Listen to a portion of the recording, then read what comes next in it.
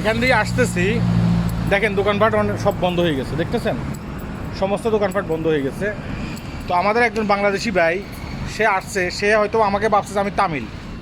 তো সে বলতেছে are you Bangla, are you Bangla. আমি তো বুঝতে পারছি সে একজন বাংলাদেশি।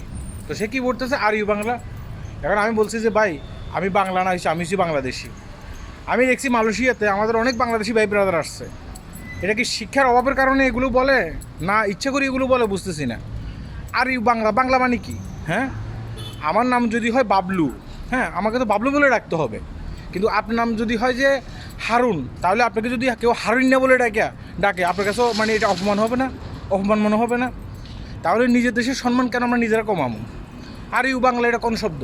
হ্যাঁ, এটা বলতে হবে যে ভাই আপনি কি বাংলাদেশি?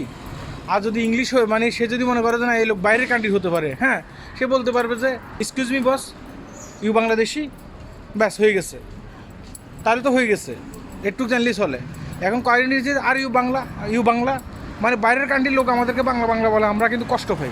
আমাদের নিজের দেশের মানুষও যদি আমাদেরকে এভাবে বাংলা বাংলা বলে, এটা তো আমাদের কাছে আরও কষ্ট বেশি ভাবার কথা। ঠিক আছে, তাই আমরা যেন ভবিষ্যতে এইসব কাজগুলো না করি, এগুলো থেকে বিরত থাকি, নিজের দেশকে নিজে ছোটো না করি। হ্যাঁ, এই কারণে ভিডিওটি করতেছি। আল্লাহ হাফেজ।